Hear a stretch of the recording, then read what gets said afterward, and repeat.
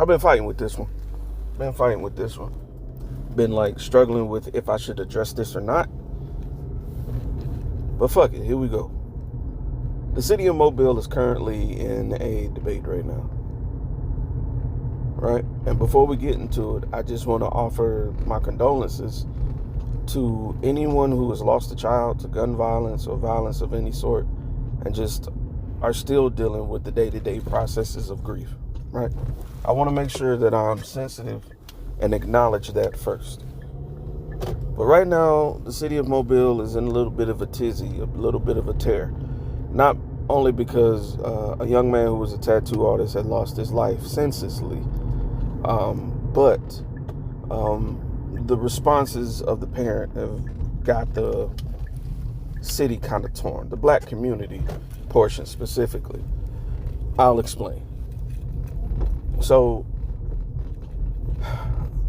sometimes, due to socioeconomic standings or just geography and just incomes, financial things, and just a myriad of factors, that sometimes we have situations where people of different races come to populate or live amongst the black community. You know, we see this all the time. You know, and honestly, people treat it like a phenomenon when it's really not. It's just a matter of, circumstances, right? So what happens naturally is that the person who is not black sometimes tends to adopt certain mannerisms, certain ways of speaking, certain ways of dressing, certain ways of wearing their hair, right? And it can be in relevance to the black community because that's what they grew up around. That's what they're comfortable around. That's what they identify by, right? That's cool. It's nothing new to us, right? Well, my question is, where do you draw the line, right? So obviously, everyone's opinion is going to vary, right? One of the hot topics amongst, white people who've grown up around black people and are, I'm loosely quoting, black enough to be us or get invited to the cookout is the N-word pass, right? Me personally, I don't think anyone should get an N-word pass. Honestly. Regardless of if I use it in a loving way or not, you are not a part of that. You're not part of that collective.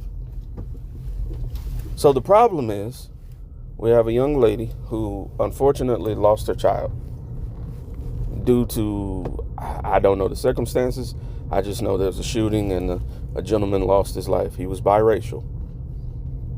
And the mother went to Facebook and posted a status basically saying, and to that nigga that did it, blah, blah, blah, blah, blah.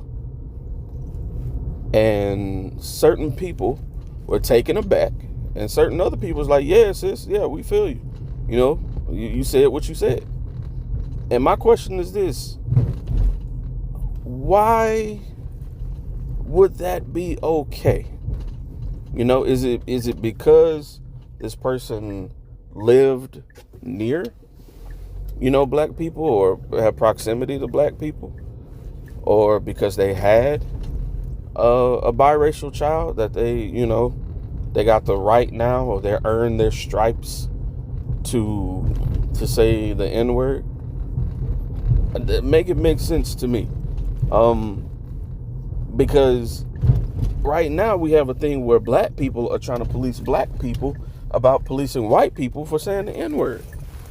Is really weird. It's like, well, if they're good enough to have their child to be around us and stand by us, why are you so caught up in what she said and not what happened to her? Well, I can be caught up in what happened to her, but not excuse what she say. I don't have to sit there and be like, well, you're grieving, so, you get to say and do whatever you want. No, that's not how I operate. I am not close to this lady. I'm not close to her child. Like I said, I still do offer condolences because losing a family member, much less a child, is crazy. But you out here throwing the N-word around just because you're angry tells me a couple of things. And it isn't that not only she said the N-word, but she confirmed it in parentheses. Yes, I said the N-word. So you meant that in a derogatory way, doubled down on it being derogatory, and now you feel vindicated by the fact that you lost your child, that you get to say something like this with no reprieve. No, that's not how that works. And maybe it's a collective's fault as far as the community, because our culture has been widely overshared, oversold. We've been so inviting that, no offense, this is not your house. You are a guest. Baby, this is not your culture. These are not your people. You're just cool with them. You're just a friend. And because at the end of the day, I'm pretty sure your birth certificate does not say black, it says white, right? You're allowed to be who you are. You choosing to activate this one thing, which was really weird, because if I'm grieving a child, I'm not going back and forth on Facebook about my use of the N-word. Is crazy. It ain't adding up to me personally, but I don't know what the throes of emotions are when you lose a child. So I'm just saying, it's just weird. And for other black people to try and justify, and I saw, I guess, relatives of the deceased saying the same thing.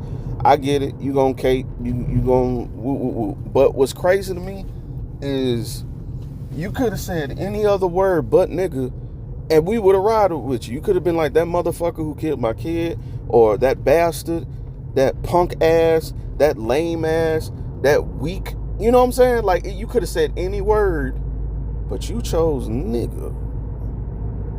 Why? It's just interesting to me.